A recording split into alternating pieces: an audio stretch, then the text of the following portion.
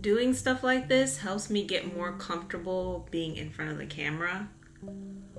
Because if I have my tea or I have my coffee, it makes it less of a big deal.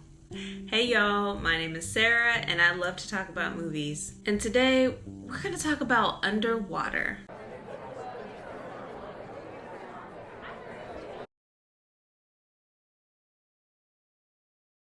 So this movie came out in 2020 and I think was kind of buried, underneath everything else that was going on in 2020. Also, Underwater is not like Deep Rising.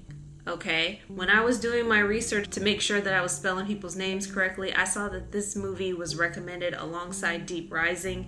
It is not like Deep Rising. Deep Rising is a horror movie from the 1990s. Totally different situation. I would not, if you like Underwater, Deep Rising is not the next step. So the movie opens with our main character, Norah, in one of the locker rooms / bathrooms brushing her teeth. She's working in an underwater facility for, we'll say, like research and development. In the bathroom, just brushing her teeth, when she notices a spider crawl across the countertop, her kind of wondering how it got there. After a few minutes, she notices some movement in the bathroom that causes one of the medicine cabinets to open, one of the mirrors to move. So she, pushes it back, pulls on her jacket, and walks over to the doorway. She's just kind of looking down the hallways and she hears something, and then water drips from the ceiling. A second later, there's a massive explosion and she starts running down the hallway screaming pressure breach and running to the end of the hallway where there's a set of doors that will pressurize the room that they're in and prevent any affected compartments from spreading any further into the facility. So she's running. She runs into another crew member. They're in this kind of airlock, struggling to get the door closed when they notice that other people are running forward, but the walls are starting to buckle. So they make the decision to close the doors before their compartment and the rest of the facility is compromised. So they're heading towards the bridge and they have to crawl through some areas that have fallen in and are having to crawl through the rubble to get to the next section when they find their crew member Paul in the rubble and manage to get him out, and little Paul, his rabbit. So now we have Norah, Rodrigo, who she met in the hall, and Paul, who they found in the rubble, heading towards the bridge. And when they get there, they find a couple other crewmates as well as their captain, Lucien, Liam, and Emily, who's a research assistant. There, they get a chance to assess the situation. The escape pods there don't work, so they decide to put on suits, wear them as they descend to the bottom of the facility, and then travel across the ocean floor to another area of the facility where they can access more escape pods. So they all agree to use the different areas and different compartments to travel as far as they can get to this faraway station. They hit a snag early on in descending from the bridge to the ocean floor. There's a massive explosion. Another crew member is lost. Although they make it out onto the ocean floor, traveling across the ocean floor turns out to be much more dangerous than they thought. So they make it to the bottom level and are traveling through different compartments, and another crew member is lost. And Liam's suit is damaged. As they're traveling across the bottom of the ocean, they're attacked by sea creatures, and Norah and the captain are separated from the rest of the group. The captain sacrifices himself in order to free Norah, and she is knocked unconscious. When she wakes up, she finds herself alone. She decides to head to the nearest station, which is an older station that has long since been abandoned. There, she actually finds some of Lucien, the captain's personal effects, and uncovers a painful truth that he kept to himself. After a while, Norah decides that she's going to travel to the station the way that they planned. She's going to use one of the older suits in order to get there. and on the way there runs into two of her crew members, Emily and Liam. They all manage to make it to the station in one piece.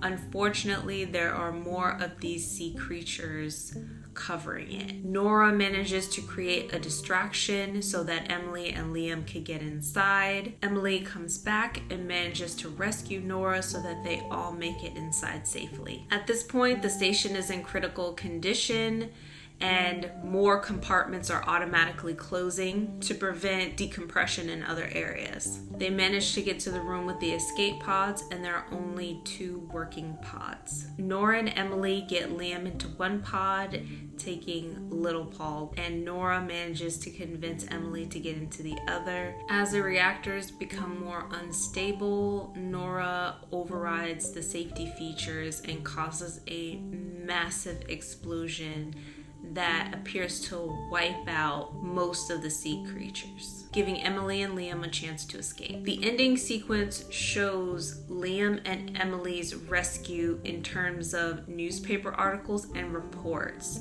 how they were found at sea, how the incident was considered a terrible accident, and in further newspaper articles that they will be rebuilding the station. And that's how the movie ends. Underwater is a crisp 3 out of 5. There's not a lot of character development. The storyline is not especially unique or different, but production design of their suits, of the stations, of the technology, the cinematography, especially during really urgent scenes and explosions, the fact that a lot of the events were kept practical and logical. Plus, as a bonus, in the beginning of the film, we got to hear Norah's inner monologue for certain things. We learned a little bit about her background and how she ended up there, like her losing her husband and how she lost him. You know, the fact that Liam, her crew member, knew her husband and they used to hang out all the time. Is it a coincidence that they both worked there? I don't think so. Her skill level, her competence. I like all of the psychological aspects as well. This idea that when you live underwater, losing track of time passing, this idea that your sense of self is altered. Acting with the suits was very good, because in a lot of the scenes, again, coming back to that cinematography, we are inside the suit. It's one thing to see from the outside, especially the difference between being underwater and being above water while they're wearing these suits. I appreciate all those extra details. It's like how they move when they're underwater versus when they're out of the water. What they can see from inside of the helmet, you know, what they're aware of from inside the helmet versus what we can see as the audience, because we have a wider view than they do. So being able to see how limited their vision is inside the helmet really ups that tension to me, ups the suspense. I did write a blog post about this in case you guys want to read it, and I'll make sure to add that info in the description. But I love to see technology for like deep sea travel and work. The design of the living spaces, the design of the suits. And in that blog post, I mentioned that it is very similar to being in outer space in the way that things are designed and how isolated those two locations, I guess, are, deep sea and outer space. Plus, deep sea horror thrillers have like a special place in my heart because they're some of the earliest ones that I remember, like Leviathan, like The Abyss. It's just such an interesting perspective, something that is familiar and yet unfamiliar, and how there are so many unknowns. So I did like the cast. There was a bit of an age gap. I don't know if you guys noticed this, between the main bulk of the cast and Lucien's character, who is the captain. There's a real age gap there, which I thought was odd. The cast I thought was interesting. Everybody's different personalities, like pinging off each other, Paul being the comic relief. However, the cast also told me who was gonna make it out of the situation. There's a lot of predictable aspects of it, but that didn't mean that I didn't like the movie. It did kind of tell me who was gonna make it out of there and who wasn't, though. The design of the creatures was interesting. The big baddie being there. But then again, there were like, you guys know how I feel about continuity and character development and those little things. Lucian's sacrifice. He's got a broken arm. We knew that was gonna happen. He was already out the door, really. Especially when you found out he was already not doing very well and he has a broken arm and he's been down there too long and he was supposed to go up anyway. Paul and little Paul. Excellent detail, very funny, makes you feel like warm and fuzzy. The actress that plays Norah, Kristen Stewart, I loved her makeup. I loved her whole kind of look for the film. I think it really balanced off of like the grays and the greens and the blues of the suit, the light temperature, the like cool tone light and all of that. I think it really did really well. Her lashes were lashing, especially when you got really close and were inside the helmet with her. And her face was illuminated with the lights. It was too much. I'm like, you guys have her fully lit. So we see her face very clearly in a lot of these scenes.